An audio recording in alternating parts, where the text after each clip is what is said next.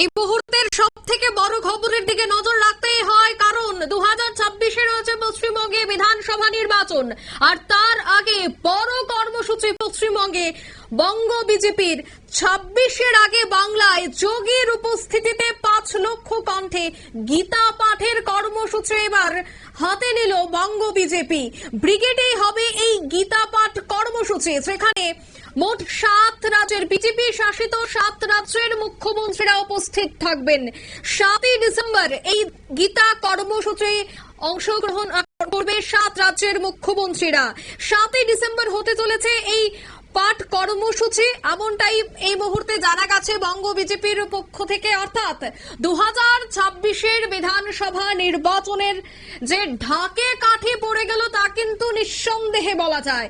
অন্যদিকে বিজেপি শিবির, বঙ্গ বিজেপি শিবির কিন্তু এবার হিন্দুত্বের ঝড় তুলতে একাধিক কৌশল হাতে নিচ্ছে। তার মধ্যেই যোগী আদিত্যনাথ, উত্তরপ্রদেশের মুখ্যমন্ত্রী যোগী আদিত্যনাথের উপস্থিতিতেই 5 লক্ষ কণ্ঠে গীতা পাঠের কর্মসূচি নিল। বিস্তারিত সেই বিষয়ে জানবো। টেলিফোন লাইনে যুক্ত হয়ে গেছে প্রতিনিধি শেখ মনিরুল। মনিরুল, 26-এর নির্বাচনের আগে কি হিন্দুত্বের তাসে খেলতে চাইছে বঙ্গ বিজেপি, কি বলবে?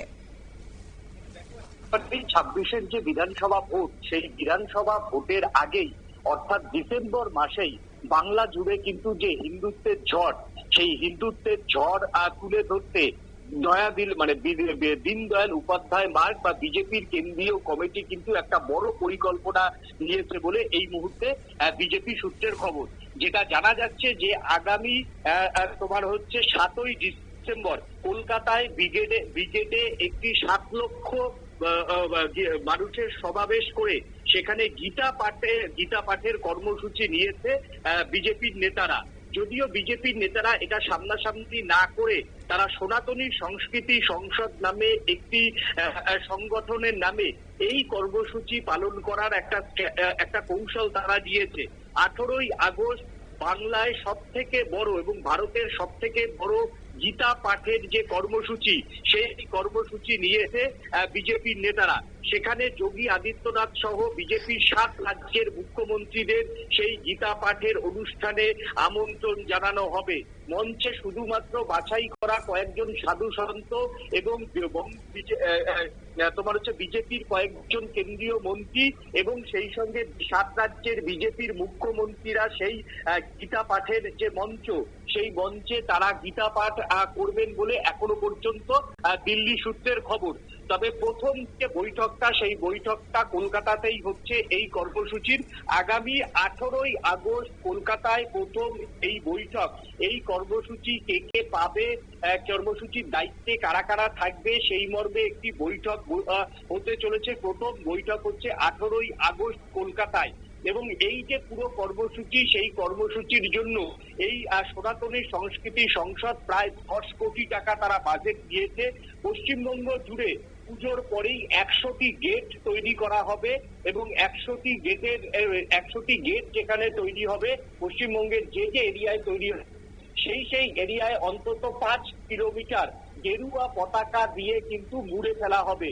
অর্থাৎ ডিসেম্বরেই কিন্তু বাংলার বিভিন্ন প্রান্তে হিন্দুত্বের ঝড় তুলতে এই যে গীতা পাঠের যে কর্মসূচি, তাকে কেন্দ্র করে বাংলায় গেরুয়া মেরুকরণ, সেই গেরুয়া মেরুকরণ কিন্তু একেবারেই মুড়িয়ে ফেলতে চাইছে এই সনাতনী সংস্কৃতি সংসদ নামে এই সংগঠনটি। এবং ইতিমধ্যেই এই যে কর্মসূচি, সেই কর্মসূচি কিন্তু নিয়ে নেওয়া হয়েছে।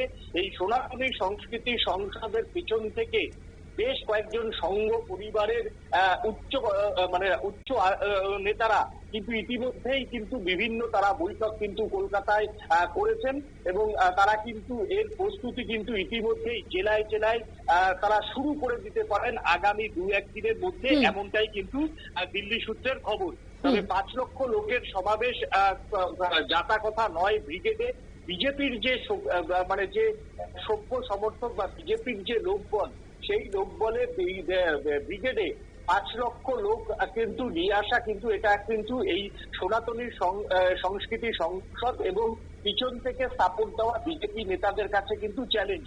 তাই 18ই আগস্ট থেকেই কিন্তু প্রথম এই যে প্রস্তুতি, ডিসেম্বরের দিকে যে প্রস্তুতি, সেই প্রস্তুতি কিন্তু তলে তলে শুরু করে দিতে চাইছেন বঙ্গ বিজেপির নেতারা।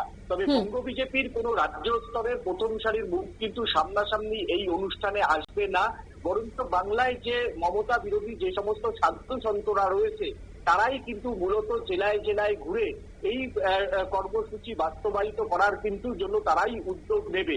মূলত তোমায় আবারও বলছি যে বাংলায় যে 2026 সালের বিধানসভা নির্বাচন, সেই বিধানসভা নির্বাচনে হিন্দুত্বের যে ঝড়, সেই ঝড় তুলতেই কিন্তু এই কর্মসূচি কিন্তু নেওয়া হয়েছে বলে মনে করছেন রাজনৈতিক মহলের একাংশ। ধন্যবাদ। অর্থাৎ 7ই ডিসেম্বর কিন্তু এই কর্মসূচি হতে চলেছে। কর্মসূচি পালন করতে প্রায় 10 কোটি টাকা খরচ হবে। গীতা পাঠ কর্মসূচির জন্য পশ্চিমবঙ্গে তৈরি হবে 100টি গেট। 18ই আগস্ট কলকাতায় বসবে প্রথম বৈঠক।